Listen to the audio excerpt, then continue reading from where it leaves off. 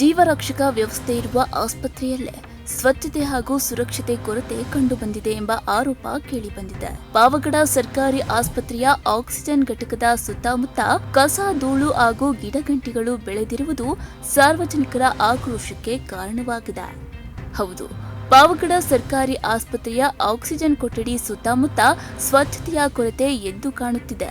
Oxygen ಘಟಕದ ಬಳಿ ಕಸ, ಧೂಳು ಹಾಗೂ ಜೇಡರ ಬಲೆಗಳು ಕಂಡುಬಂದಿದ್ದು ನಿರ್ವಹಣೆ ಬಗ್ಗೆ ಪ್ರಶ್ನೆಗಳು ಮೂಡಿವೆ.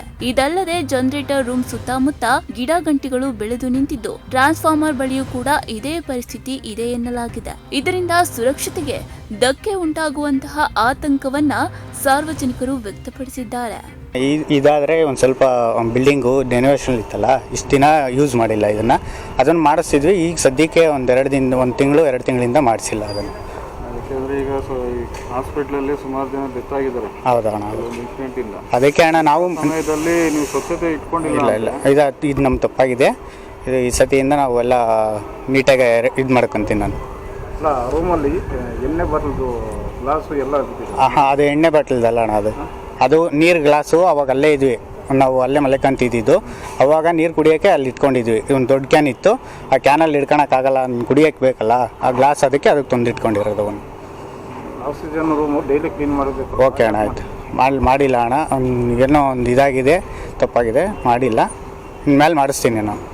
ಈಗ ಏನು ಜನರೇಟರ್ ರೂಮ್ ಹತ್ರನೂ ಬರೀ ಗಿಡ ಗಂಟೆಗಳೆಲ್ಲ ತುಂಬಿ ಅದಕ್ಕೇನಾದ್ರು ಸಮಸ್ಯೆ ಆದರೆ, ಕರೆಂಟ್ ಪ್ರಾಬ್ಲಮ್ ಆದರೆ ರೋಗಿಗಳಿಗೆ ತೊಂದರೆ ಆಗುತ್ತಲ್ಲ, ಅದನ್ನ ಯಾಕೆ ಸ್ವಚ್ಛತೆಗೊಳಿಸಿಲ್ಲ ಅಣ್ಣ? ಅವರು ಇವಾಗ ಕೃಷ್ಣಪ್ಪರು ಮಾತಾಡಬೇಕು. ಇನ್ನು ಆಸ್ಪತ್ರೆಯಂತಹ ಪ್ರಮುಖ ಸ್ಥಳದಲ್ಲಿ ಸ್ವಚ್ಛತೆ ಹಾಗೂ ಸುರಕ್ಷತಾ ನಿಯಮಗಳನ್ನ ನಿರ್ಲಕ್ಷಿಸಲಾಗಿದೆಯೇ ಎಂಬ ಪ್ರಶ್ನೆಗಳು ಇದೀಗ ಕೇಳಿಬರುತ್ತಿವೆ. ಜೀವರಕ್ಷಕ ವ್ಯವಸ್ಥೆಗಳ ನಿರ್ವಹಣೆಯಲ್ಲಿ ಅಧಿಕಾರಿಗಳ ನಿರ್ಲಕ್ಷ್ಯವೇ ಕಾರಣವೇ ಎಂಬ ಅನುಮಾನವೂ ವ್ಯಕ್ತವಾಗಿದೆ.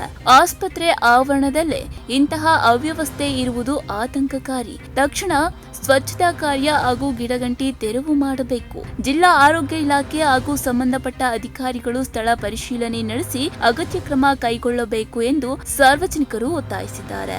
ಪಾವಗಡ ಸರ್ಕಾರಿ ಆಸ್ಪತ್ರೆಯ ಸ್ವಚ್ಛತೆ ಮತ್ತು ಸುರಕ್ಷತೆ ವಿಚಾರ ಇದೀಗ ಚರ್ಚೆಗೆ ಗ್ರಾಸವಾಗಿದ್ದು, ಆಡಳಿತ ಯಾವ ಕ್ರಮ ಕೈಗೊಳ್ಳಲಿದೆ ಎಂಬುದನ್ನು ಕಾದು ನೋಡಬೇಕಿದೆ.